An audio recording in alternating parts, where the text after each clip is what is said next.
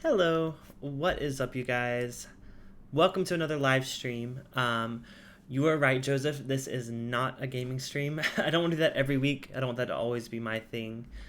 So today's topic was kind of inspired by my last video I uploaded. I'm not sure if you guys saw it yet, but it was a review of Allegiant Bourbon, which is a new release from Jim Beam. Basically, they finish. Oh, you're not late at all, Brandon. I literally just clicked go live, so right on time. So today's episode I was almost said brought to you by, like I have a sponsor or something. I wish. But no. So I did an episode on this whiskey. I'm gonna go ahead and pour in my glass. Go ahead and just get something to kind of set my palate tonight. And yeah, so it's interesting because it is a finished whiskey. So it's Jim Beam. But it's finished in wine and sherry casks. So it is a little bit different. So that's kind of why I wanted to do something featuring finished bourbons or finished whiskeys. Let me just say whiskeys. So because some people are going to be upset with this episode. So I went around my cabinets. I didn't really want to buy anything new right now, just because my budget's a little tight. But I found a few options, and yeah, some of them you guys are gonna like. Some of them you're gonna be like, wait, what is he doing? So yeah, I thought it'd be fun. Hey Steven, what's up? Yeah, everyone's gathering right now. So while everyone gathers, what are you guys drinking tonight? I did like a dry day yesterday, so I didn't drink anything at all. So this is my first drink since the weekend. I know I struggle so much. No, I'm just kidding. Trying to like get like not a dry week going, but more of like a dry parts of the week every week. So we'll see how that goes. But hey Chris, what's up? Thanks for stopping in again, man. This stream's a little bit different. I'm not gonna do any gaming this time. So yeah, so I'm drinking some Allegiant right here. Oh Joseph, you did. Which one are you drinking? I'm curious because I don't have that many. I was actually surprised. I thought I may have had more. I was thinking a couple of mine that I had were finished, but they actually weren't. So I thought that was pretty interesting. I was like, I need to get in on this trend because I've reviewed a couple of them on this channel, like Allegiant, but there's been a few that I've never. I thought I'd try, but I hadn't. So Dovetail, yeah, I haven't tried any of the releases from Barrel. I've heard you talk about it before, though. I know it sounds really good. The one thing I didn't get was a dump glass. Oh well, I'll just use this as a dump glass whenever I get going. But the thing that I loved, if you guys watched my last review, the thing I loved about the Allegiant is those fruit notes. I think it's mostly from the wine cask, honestly. Because sherry, I don't usually get that strong of fruit notes. But the fruit notes I get from this are some of the best I've had on a finished whiskey. So I thought we'd explore a couple different categories and maybe a couple surprises to see how finishing, like different kinds of finishing, what's better, what's worse, what can you actually tell a difference, and what can't you. So took off 4 or 5 drinking days from drinking. Maybe I'll add some bourbon in at the end too. So quick. Yeah, you've been experimenting a good bit, Steven. Let us know how that goes. I know you've been drinking that for a while, and I mistakenly thought it was Armenian brandy. Which, by the way, to defend myself, I looked it up after. The official title for the Armenian like brandy I was thinking of is called Armenian Cognac, which I know doesn't make sense because it's not like a French region, but that's what they call it, Armenian Cognac. So you see why I got confused. So yeah, so this Legion, I'm getting a lot more oak on it than I normally do. Like I said, it's the first thing I've drank since the weekend, so it's a little bit different than I remember it, but still really good. But so I think my palate might be a little off. I think I'm just getting over a cold, so a little bit off. But I made sure I did a taste test before I did the stream. I'm like, okay, can I taste anything? And I could. So not like the thing is like the tip of my tongue. Like I feel like I can't taste as much as I normally do, but like the rest of everything is fine. So luckily, because last time I had a cold earlier this year, my sense of taste for bourbon disappeared for like a week, and it was the scariest thing because I literally thought I just didn't like whiskey anymore. It all tasted the same to me. It was weird. I'd never had that happen before. I think it's because it was a lot of sinus related stuff, like more so than normal. So I don't know, I'm just glad that passed. So yeah, I haven't tried any of the barrel stuff. I really need to get into that. But yeah, Legion's just a good starting point. It's not offensive. It's 47%, which is pretty high, but Another reason I wanted to do this video is I just picked up a bottle of the new Basil Hayden's release, or Basil. I'm gonna say Basil. I've heard like people say like it's officially he called himself Basil Hayden. It's their Caribbean Reserve cask. So this one, I've heard weird things about it, and that's because it's a weird product. Like I don't think there's anything ever been done with this with like a rye whiskey before. So it is a blend of Kentucky rye, Canadian rye, and it's finished in it's not just finished in rum casks. It's like actually finished with rum, which I've heard some people say that it's like mixed blended with rum. I don't think it's quite blended with rum. I think it's probably more of maybe they used the cask, but it wasn't as like it didn't get like the drying method. I don't know how it works. It just has finished with rum, so we'll see what that means. But rum, and it says rum finish. So yeah, I tasted this a little bit by itself, but I'd like to try it again, and it's definitely a weird one. I'll just say that. So let me finish the Allegiant. Like I said, this will become my like dump glass. No problem, Chris. I do that all the time when I'm in live streams. So yeah, I want to start with this one because it's the newest thing to me. Other than my review coming out on Friday, I reviewed the Old Ezra 7, the barrel proof one. That was an interesting one, so look forward to that video if you are subscribed.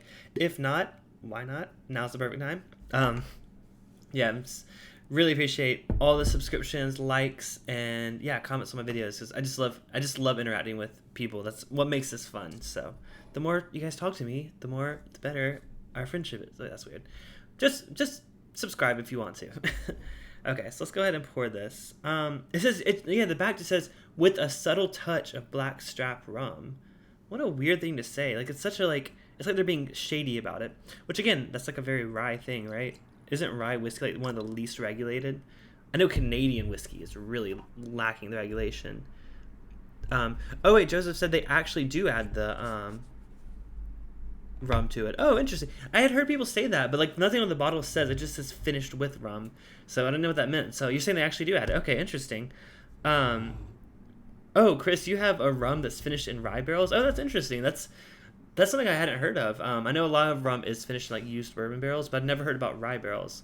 That would be interesting. I think a lot of the rye flavors, we'll see with this one, I think they shine through even with the rum flavor profile. So, yeah, so let's go ahead and give this a try. I don't know the age statement on this, but I'll tell you, I read a note on this. Well, first of all, look how dark that is. That is like, it's almost like a weird color too. It's not even like a bourbony color. It's like a kind of like a muted brown. I don't know how to say it. It's almost like you get a Coke and like you let the ice melt in it. It's kind of what it looks like. I don't know. Yeah, on the nose, this is rum. I would not guess this is whiskey. And which, I mean, I'm not complaining about that. I've just recently started experimenting with rum like Steven. And I'm starting to get a little more into rum. I like the sweeter ones so far, but I like the ones that also have like age statement, they're older ones. So yeah, on the nose, this just smells like a really good rum. But I do get some of the, like on the like latter part of the nose on it, you get a lot of the like rye. Like you can tell it's a rye. It's not a bourbon. You get a lot of the rye, like minty. There's like a note that I heard about rye recently that I thought was really accurate. So you get a lot more of the, I guess minty is kind of the word, but it's more of like a grassy kind of note. But wow, this really smells almost as if they had something to it. Yeah, I know. This smells really good. Again, if you're like a straight up whiskey drinker only, this will be different for you, but I think it's worth a try. So let's go ahead and taste it.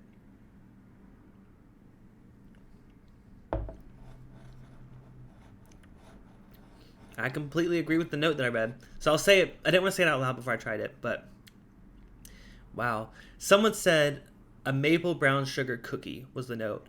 I'm leaning more towards the molasses. If you guys had straight up molasses, I just think back to, oh god, this might make me sound bad. Back in South Carolina, we had a plantation that was set up like an old-timey plantation with like slaves and stuff. I know that sounds really offensive, but it was like a historical thing. And there was a lady there that like did like the cooking demonstration, and she always made like molasses and bread, like handmade bread and like molasses. That's like one of the most nostalgic tastes of my childhood. I only know that because we went there like several times, like every year in elementary school we went there. Um, yeah, that's straight up molasses. Not even like it kind of tastes like molasses. Like usually when you're giving notes on a bourbon or a whiskey, you're like, oh, I kind of get notes of floral, like something like that, like something very like, oh, I taste the vanilla or the. Okay, vanilla is a little more specific, but guys know what I mean. Like you say, like I get a used bookstore or something like that. No, this is straight up molasses.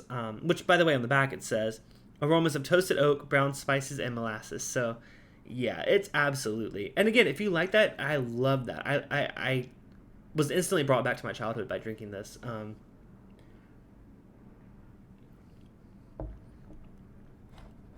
Whoa, Chris, that's interesting. Um, Finished in used gin barrels. That's got to be an interesting one. I almost wonder.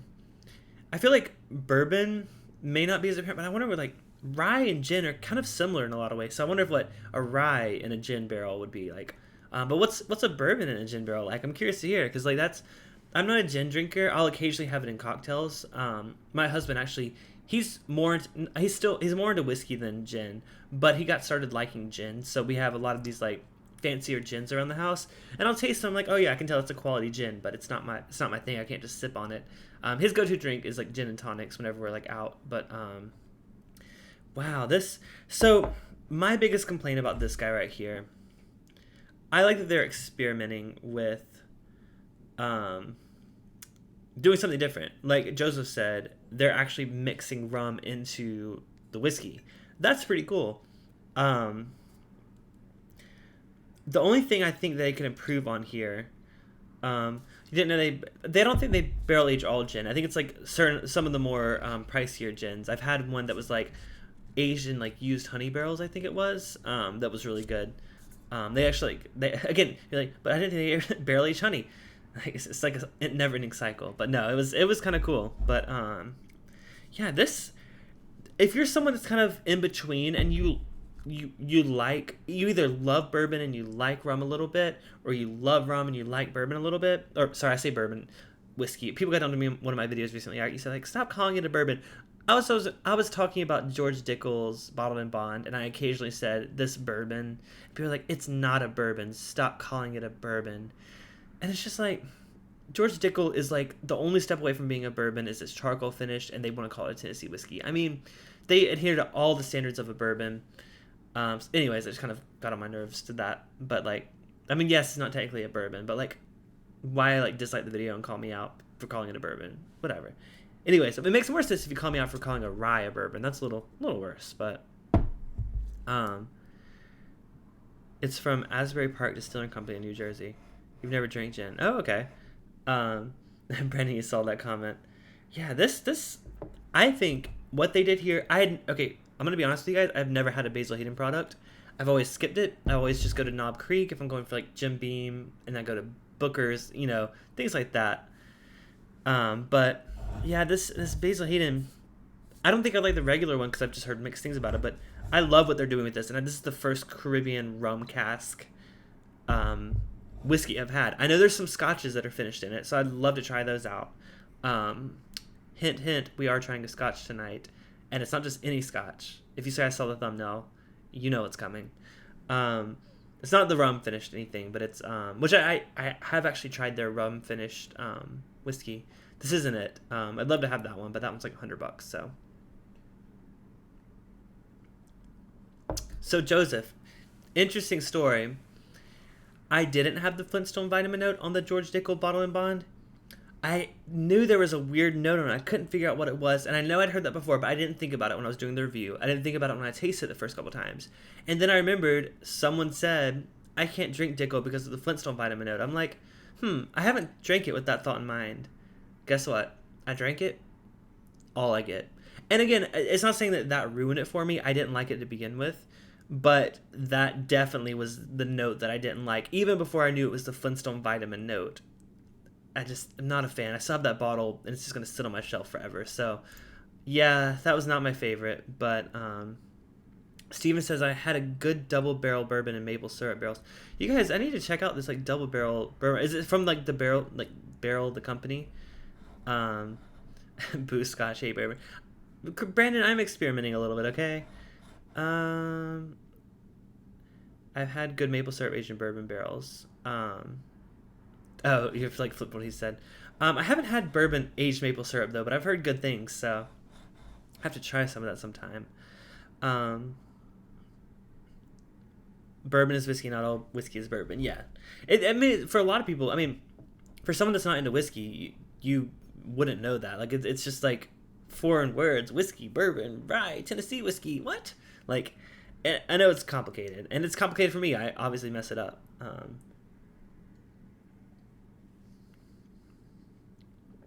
Yeah, this gets a solid review from me. Now, I paid $42 for it. I know in some places it's hard to come by, and I know some stores are charging a lot more for it. I don't recommend paying over $50 for this.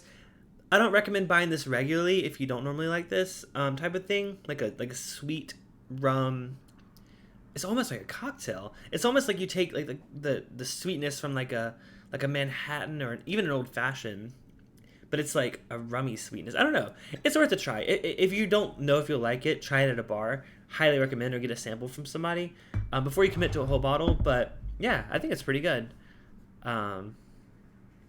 So let's see what's next. Okay, so I'm gonna move to my mystery bourbon, and I say it's a mystery because it's in a Wild Turkey bottle. But look at the color, you guys. Like, do you see the color on this? Like, this is not bourbon color. This is dark burgundy. Like, I would put it side by side, but I only got one hand, so I can't hold them up together. But yeah, this is the color of the Allegiant, which is also a little bit darker. It's like a little bit of a darker whiskey. But look at the color on this guy. So, any guesses what kind of cask this was finished in? This whiskey. Let me go ahead and rinse my glass because that rum is going to overwhelm the flavor. Chris, I am moving to that one next. It's one of the most divisive scotches and one of the most overwhelmingly peaty scotches. But yeah, so we'll get to that in a second. Steven, how did you know? I forgot I hinted towards that before. Yes, this is my own experiment. This is actually Wild Turkey 101, but what I did was I have like a personal 2-liter barrel, so it's pretty big. It's not like the baby ones.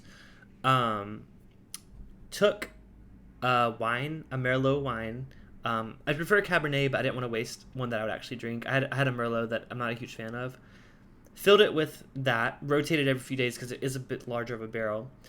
Kept it in there for about a week or so, which, again, that was enough. Like, it coated the inside of that barrel.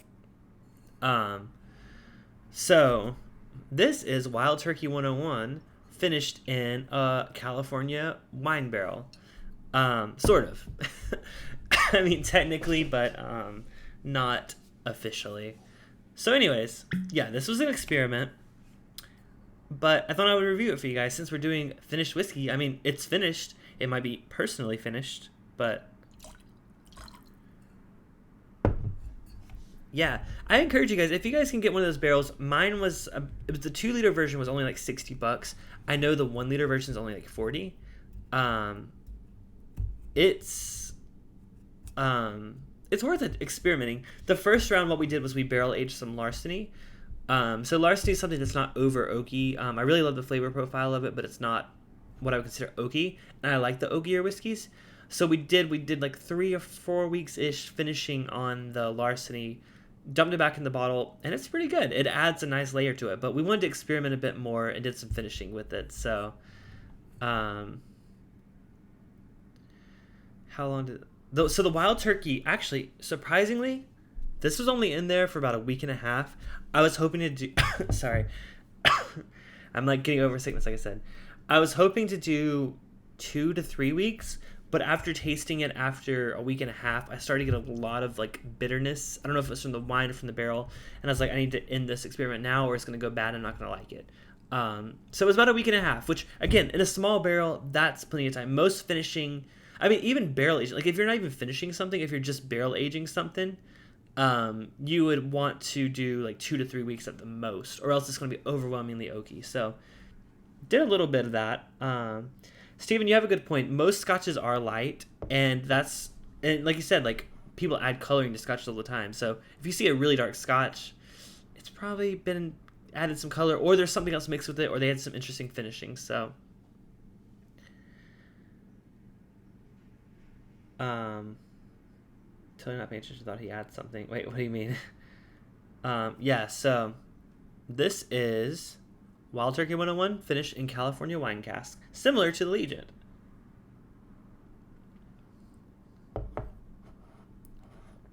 Wow. Whoa, that's weird. Sorry, I'm kind of confused. That is not... Did something happen in this? What went wrong? Hold on. There's nothing... It doesn't taste bad. It doesn't taste 101 proof.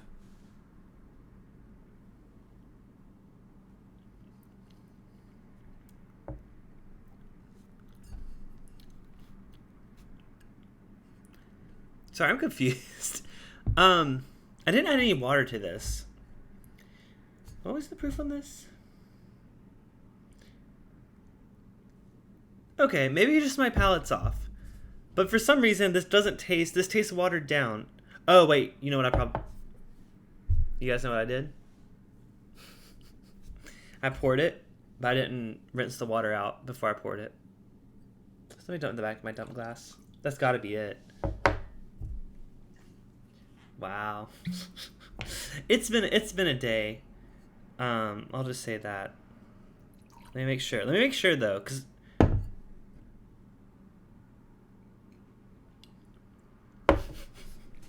wow. That's what I did. Oh, that's embarrassing. Sorry, you guys. This week is going to be really bad for me, like work related. I'm going to be doing tons of stuff. I'm going to be swamped. Today was the day that I was like, I got to get home. I got to do this live stream, but tomorrow I'm probably going to be working pretty late. So sorry about that. No, my mistake. I didn't ruin the barrel. I just poured myself that on top of the water that I was rinsing it out with. So I was so confused. I was like, this doesn't even taste like 40% alcohol. This tastes like 30%. I was like, what is wrong? And I was thinking, like, I had this thought process for a second. I was like, did like my husband drink this and like water it down to try to show that he didn't drink it? But like that'd be dumb because we have a whole nother bottle of it. So like, no. But yeah, anyways, moving on.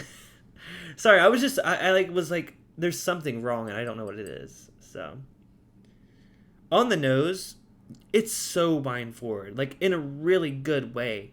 I'm not a huge wine person, but like it's so fruity, like strawberry, like straight up like bright fruit.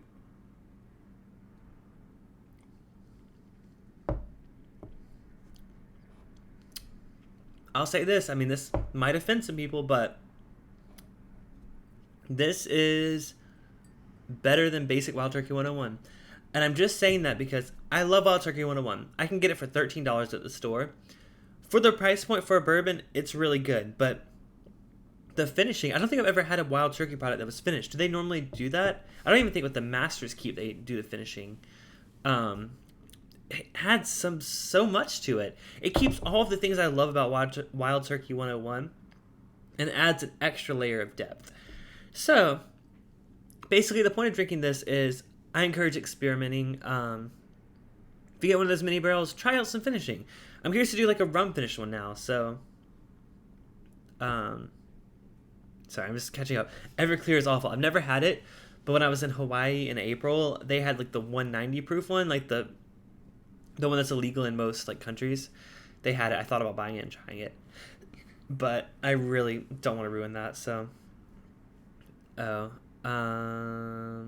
keeping it real on the live stream. Yeah, I mean, there's no editing, so I can't cut that part out. But yeah, so Anyways, I just wasn't paying attention. I was just so enthralled with the conversation. So, Joseph, the revival you said was finished. Okay, I haven't tried that. I don't think I've tried that one yet. I tried a sample. That wasn't the one that you sent. No, wait, no, you didn't send us samples. That was Brian. He sent me one of the wild turkey ones, but I think it was it was Decades. He sent me Decades. So, one finished in sherry cask. Okay, so yeah, I'm curious to try that. This tastes really good, and shoot, I think wild turkey juice blends well with the finishing, so. Wild turkey, if you're watching this, try this out. So, we are moving on to, I do have an extra one, just because we go into overtime, not overtime, but like, if I go through this too quickly. What glass is that? This one? This is the Tribeca Glass. So it's like a Glencairn. It's just thinner down here and like wider at the lip.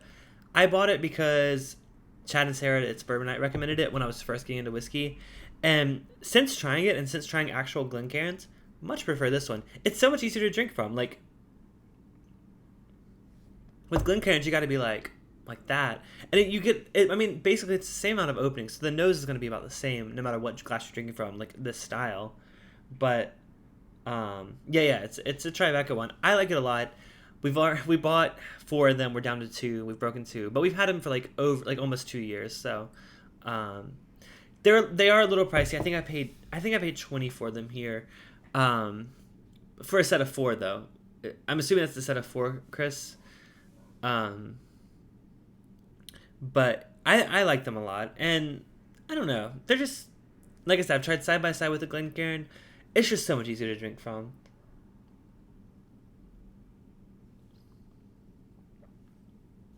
But yeah, I like the glass. I haven't bought any Glencairns because I like these so much. So, moving on to the curveball of the night, we're gonna go ahead and try a pour of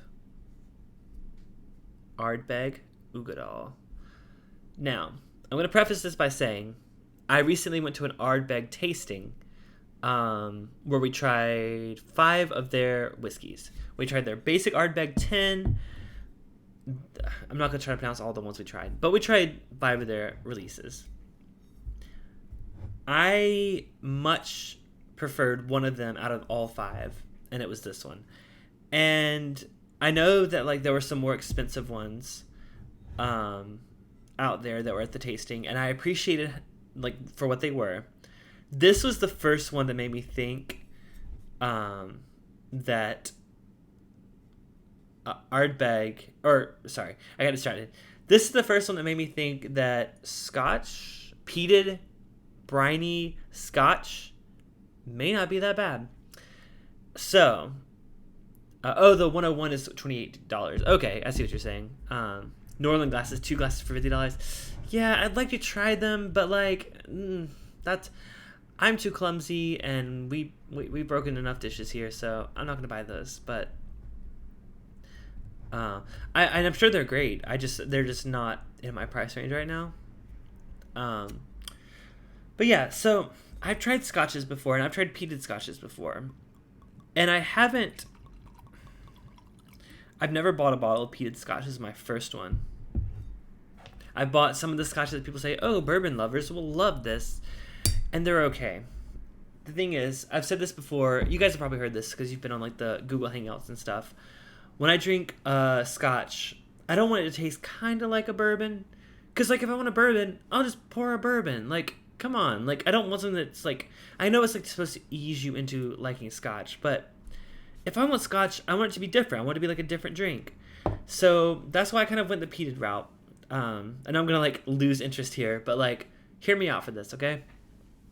So, whatever you think about peated scotches, aka the basic Ardbeg, the Ardbeg 10 year, which was the first one we tried that night.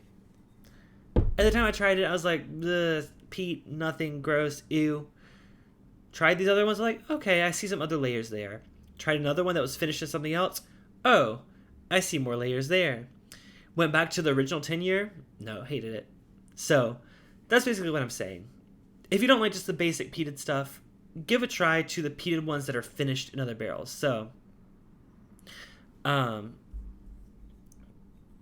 Okay, you guys pick the numbers. I was gonna pick a number for Chris. Did I like the Woodinville? So Joseph, I liked the. So we tried their bourbon, rye, cask strength bourbon, double barreled American, or sorry, cask strength rye, double barreled American, and one other one. I don't think I would buy their regular rye and their regular bourbon. I know they're only like $30 around here, but they're just not my favorite flavor profile. But their cask strength rye was really good, and their I was trying to think what the other one was. There was another one. We tried 5, and their double barreled American whiskey was good. It's not my favorite thing. I don't think I would buy another bottle of it. I don't think I would buy a bottle of it, but okay, here's the results of Chris's poll. 1 is Pikesville, 8 is 1792 single barrel, and 16 in the room. Is the rum finished in rye oak? Oh, okay. Well, I vote for 16 only because we're doing finished whiskeys, but why not all 3? Because it's Tuesday. Or is it Wednesday for you guys? It's hump day. Whatever. Go for it. Yeah, so this... Okay, I didn't explain what this was. You guys probably don't know. So this one is a... First of all, I think it's funny that like the notes on here, they give you the notes. It says treacle. I don't know what treacle is. Treacle, bacon, and bonfires. So I sometimes have a weird craving for like, I want that bonfire-y note. I don't know. Something about I crave it from, again, my childhood. And peated scotch kind of a little bit brings that to me. So this basically is a blend. So it's their... Ooh, that's strong. This is a blend of their 10-year-old basic Islay scotch. But it's blended with, I believe they said it was a 14 to 16-year-old version of their scotch that was finished. Or, I don't know if it was finished. I guess this one's a little bit different because it's not necessarily finished, but it was aged in ex-sherry casks. So, you get a lot of that fruitiness on it because it's blended with those sherry casks. Again, I don't know the terminology of scotch, so maybe it's not finished. Maybe it was just aged in sherry cask. I don't know. It relates to these because of sherry cask, so... An Islay? Have you had Islay? Is it you're saying I pronounce it? It's pronounced Islay, right? It's not like Islay or anything, right?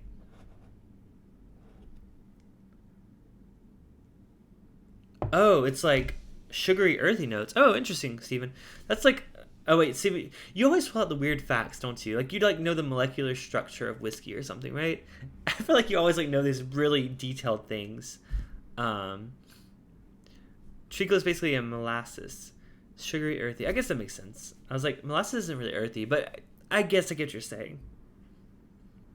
On the nose, first thing that hits you is the peat. I'm not going to lie. I'm not an experienced peat person.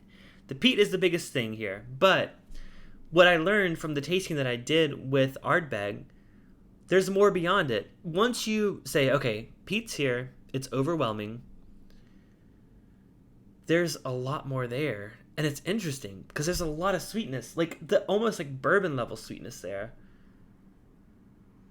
You just have to look really, really far. It's like you have like a toasted... Okay, so you know like caramel is like the note in bourbon or whatever, like a sweet caramel, like a dark caramel. This is like if you take caramel and burn it. There's a lot of sweetness there, but there's like another layer that's interesting. So, again, I'm not that experienced with scotch, so my notes may be a little bit off for you guys. If you tried this and you like disagree completely, I understand. But I'm going to go ahead and give it a taste, because why not? It's potentially the last pour of the night. We'll see.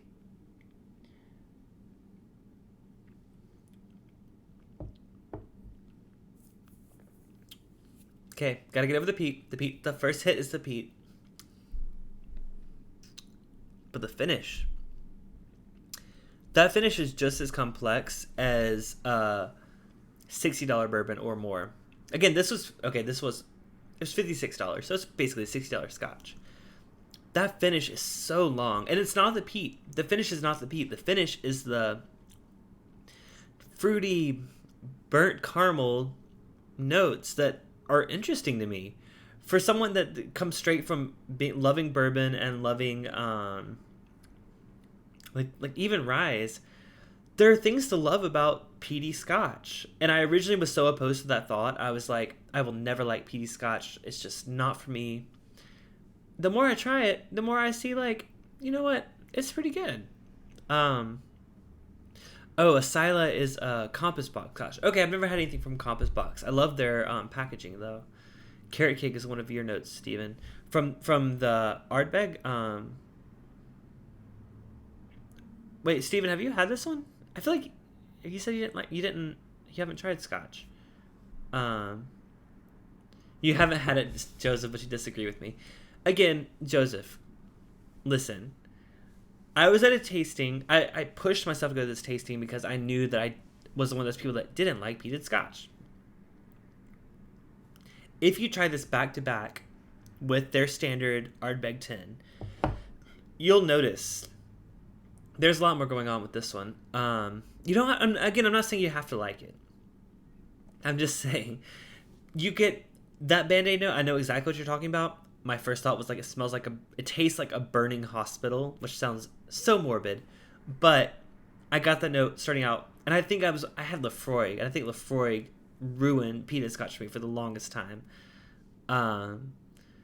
If you like fire, then you'll love Lefroy 10. So I've had, like I said, I had the Lefroy 10 and like a tasting, and I was trying it with like bourbon. So I was like bourbon, rye, bourbon, Lefroy, and I was like, ugh, like death, burning hospital.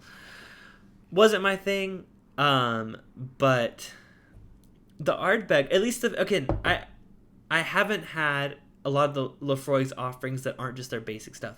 I had one that was finished in the XO cask. Is it cognac, or is it sherry? It was Lefroy XO. I know it says for like extra old or whatever. I liked it, and that's what made me curious about this one. So like I said, this one is just sherry casks, but you get a lot of that sweetness that I wouldn't expect from an Islay Scotch. I'll just say that as a bourbon drinker, I would not expect this level of complexity from an Islay. So,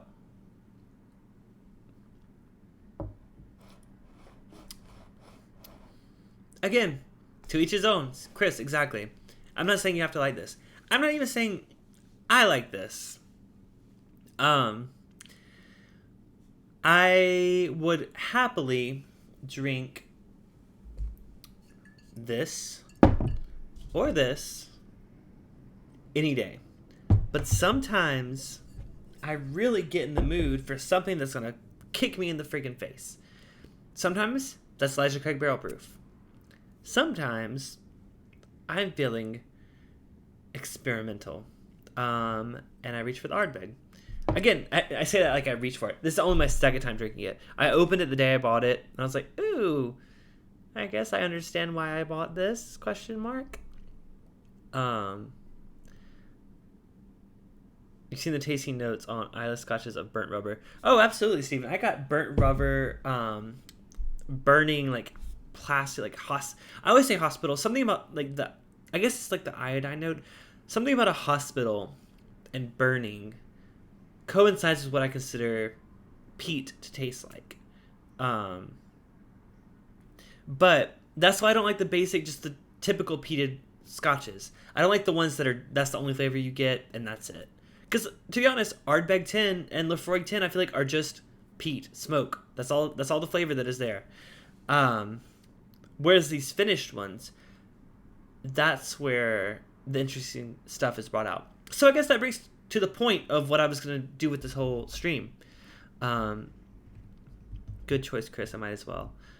What did Chris say? Oh, pour the Pikesville. I actually don't have Pikesville right now. I had it for the longest time because, again, it's bourbon. I recommended it. Loved it. And I bought Rittenhouse Rye more than I bought Pikesville. But lately, the only rye I've bought is Dickel Rye, surprisingly. And I think I like it because it's like straight up rye. It's 95% rye. It's not, 45% corn and 55% rye or whatever. It's straight up rye. So that's my go-to rye for now, especially for cocktails. I do have Michter's cask strength rye, which is incredible. So I think the Dickel rye for my basic like cocktail rye, and like Michter's cask strength rye as my sipping rye so far. And I don't want to buy any more right now because I'm happy with those. So once those are gone, we'll see. Joseph was experimental in college. I was not. I mean, I guess I was. I had my first relationship in college, so yes, I was experimental in college. Wait, I guess a dude or a donkey or a street sign, Joseph.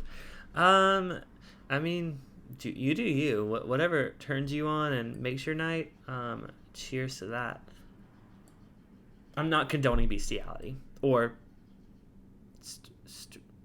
signiality. I was going to try to make a pun, but it didn't work.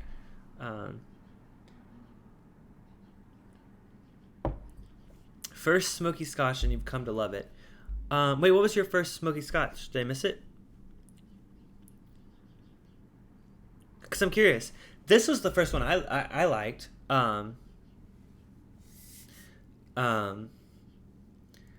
This is the first smoky scotch that I said, I'm going to buy a bottle. And I did. It was $55. That's a little bit pricey for me. That's like my upper end. I spend $60 on Elijah Cook Barrel Proof and call it a day. This is upper end, but it's something that's not in my collection. And I figured I'd like to have a bottle of it. So why not? Street signs. Yeah, but 80% of the time I'm going to reach for a bourbon or a rye. That 20% that I want to be curious, I reach for scotch. Or rum, or apparently Steven, Armagnac, whatever it's pronounced as. I may pick up one of those. Give me your recommendations after you have your trials of those, because I'm curious. I tried basic brandy and like cognac when I first started. Before I was even into bourbon, I didn't like it. I got like a weird biley note that I got on a lot of scotches, like the not the peated scotches, the other scotches. I got that note a lot. I still do, kind of. You've stolen them but never kissed them. I've never stolen a street sign. I know a lot of people do, and they always hang it over like their dorms and stuff, but there's never been one that's appealing. I've seen a couple Clifton streets. There's actually a bar here in LA called Clifton's Bar, and I really want to just like, first of all, I want to go there. I've never actually been there. It's really popular. 2, I want like some merch from there. I just want to like plaster my room with them. It's like a weird. It even has like a speakeasy hidden inside. It's like a really popular one. I've just never been. You've had like Hennessy, right? So I didn't have Hennessy, like the brand. I tried to get it last week at the airport, at the lounge, but they were out of it, so I never tried it. Because I wanted to try it. Because, Steven, you inspired me. I was like, you know what? I'm going to try some, like, cognac. And they were out of it. So I didn't get to try it at the airport. So I'll try it eventually. I tried, what was it, Paul Mason? It's like a cheaper brand or something. It wasn't my thing. But, yeah. I mean, right now, this Ardbeg, for having such a shitty day and a week ahead, this Ardbeg, it's exactly what I'm in the mood for tonight. I want something to hit me hard. I don't know. It's just, it feels right tonight. That doesn't happen regularly. It's going to be a stressful week at work. I twisted I got like a, what do you call it, like a crick in your neck or whatever this morning, so it's coming along well. But I know tomorrow or Thursday, they're going to be like, we need this now. And I haven't had to turn it in yet. That's my thing. I'm like making progress on it. It's going well. But they're going to be like, we need this now. And it's going to be like, oh, here you go. This is going to be really bad, but you wanted it now. So, yeah, that's kind of the weird state of this week. Once this week is over, I'll be back to normal. Yeah, so. But yeah, the scotch just, it's hit me right tonight, you guys. I don't know. Maybe I'm going crazy. I'll say this, I will never prefer scotch in general to bourbon in general.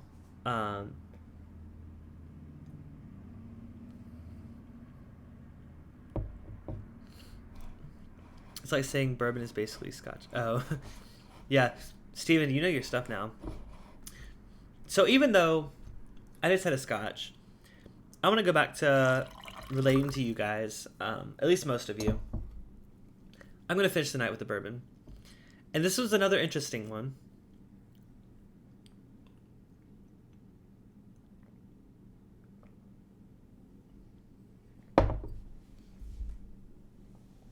So this isn't technically finished in another cask, but I thought it was similar enough to bring out.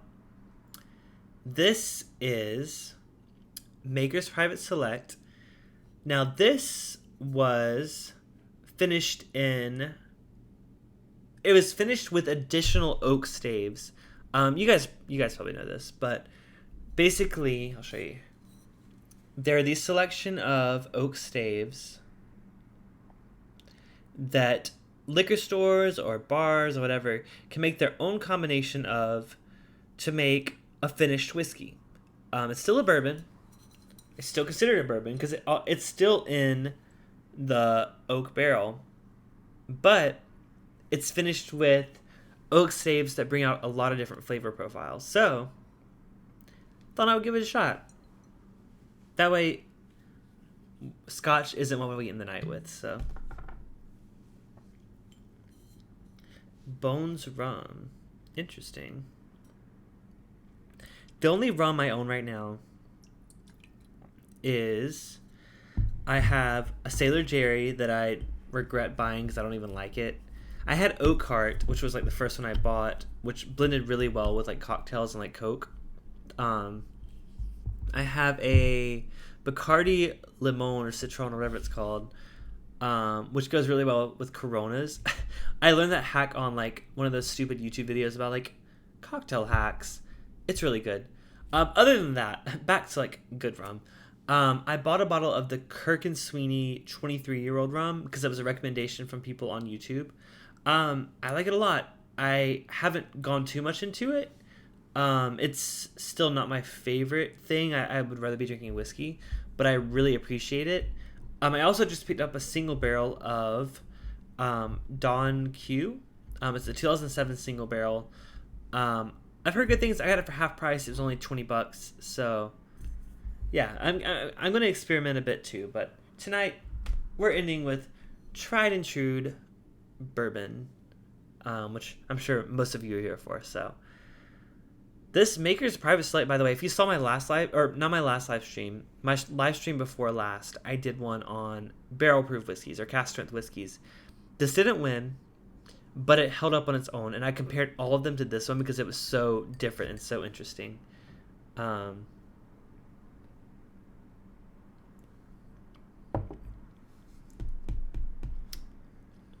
Yeah.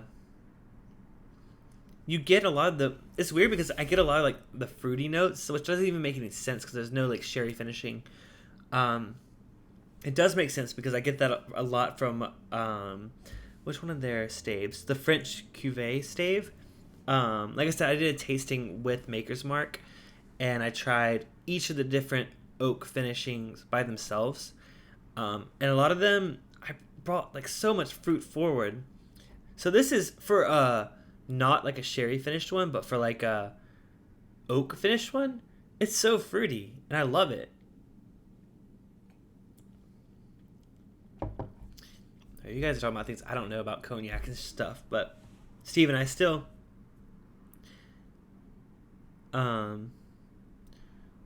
Sorry, my husband's having some like fraud alerts on his credit card, so he was like texting me about it. So,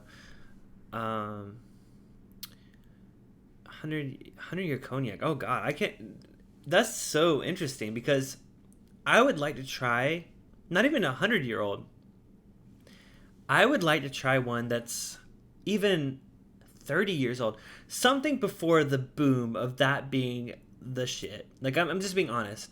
There's been such a boom lately where, like, Hennessy is just, like, overpopularized. Like, more than bourbon, more than whiskey, Hennessy is, like, the go-to fancy drink.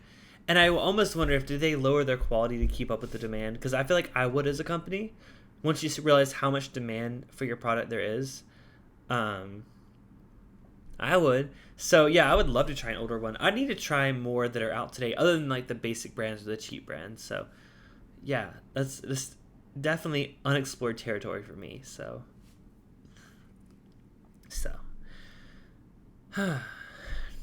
I'm glad to be back to bourbon, though. That Scotch hit me good, but bourbon's where it's at.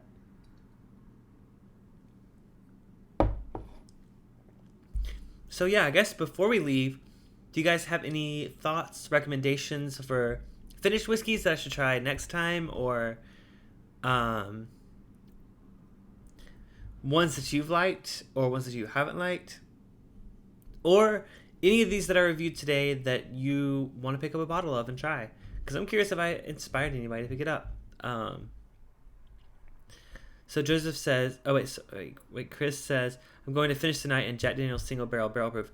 Jack Daniel's, their single barrel, I've tried that too, because it's funny, Chris. They had an event near me, and they had like their whole lineup of their like special single barrel products. And you could get multiples, but you're supposed to only get one at a time. The first one I went for was the single barrel proof. And it was honestly the best Jack Daniel's product I've ever had.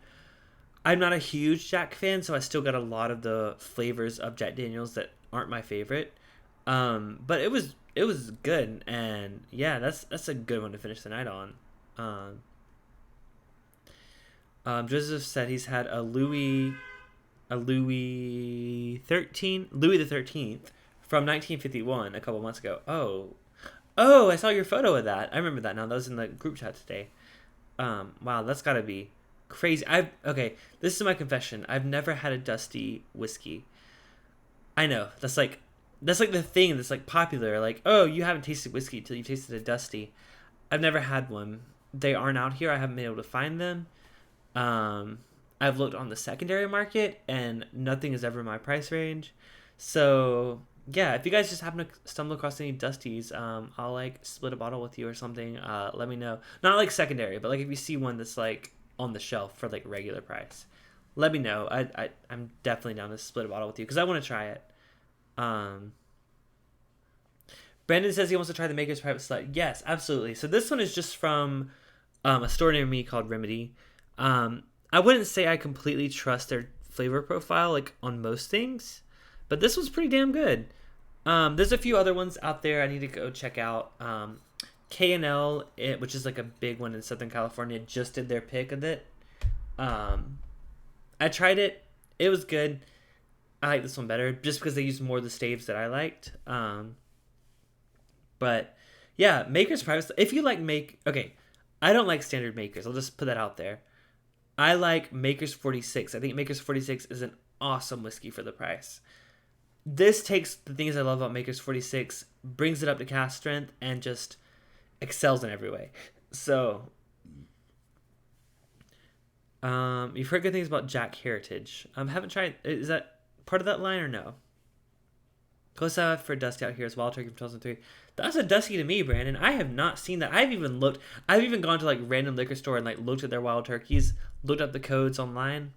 The oldest I've ever found is like 2017. I'm like, that's not really a Dusty, so I never bought it. So like, Joseph, you're making me jealous.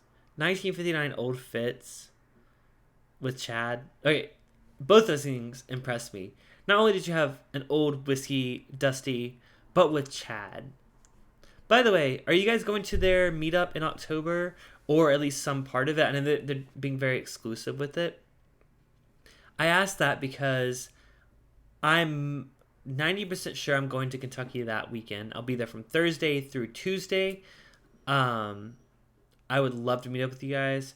I would also love to meet up with Perry. I don't know if he's doing like a meetup or something else with that, but yeah, so if you guys are going to that, let me know so we can make plans. Not that I'm going to like do my own meetup or anything. We'll most likely just go to like either it's Bourbonite's one or Perry's one. So yeah, I just want to know who's going to be there because that'd be really it's going to be a really cool time. So Joseph, you said you're not going. I assume you said nope to not going. I talked to. By the way, I didn't mention this on the stream.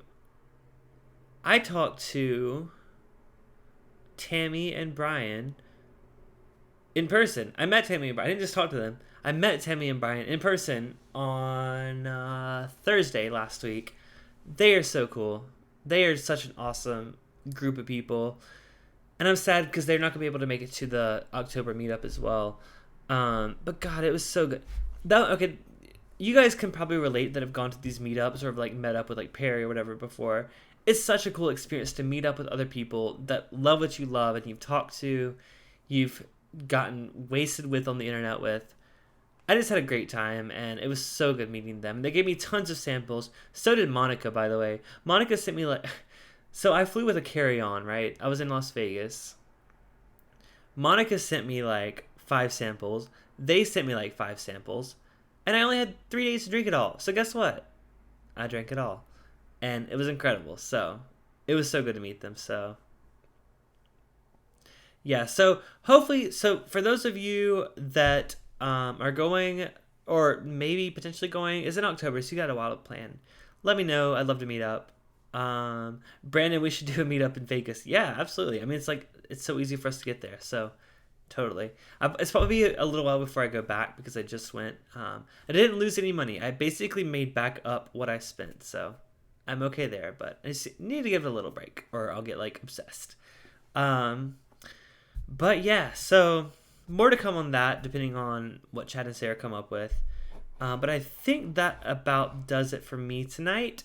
First of all, I want to say I really, really appreciate you guys for hanging out with me all night. Like, every single one of you have been here all night.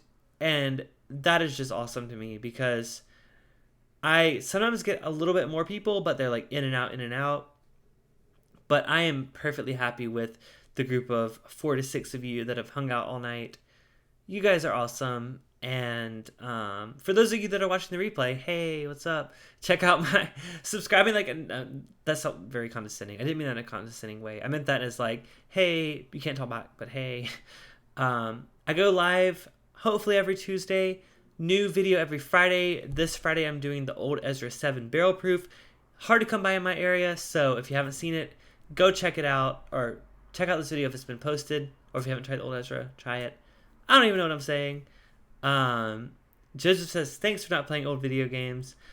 Joseph, we'll do that eventually in the future. Sorry, maybe not next week, but we'll do it eventually. But yeah, I hope you guys have a great week. Like I said, this week is going to be tough for me, but I'm going to stick through, and hopefully I will see you guys next Tuesday.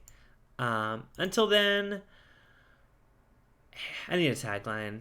Give me one that doesn't sound like I'm stealing Chad's, because I always want to say drink good whiskey, or I'm here to help you drink good whiskey, but it still sounds like I'm stealing Chad's tagline. So until next time, stay cool. I don't even know what I'm saying. All right, bye you guys.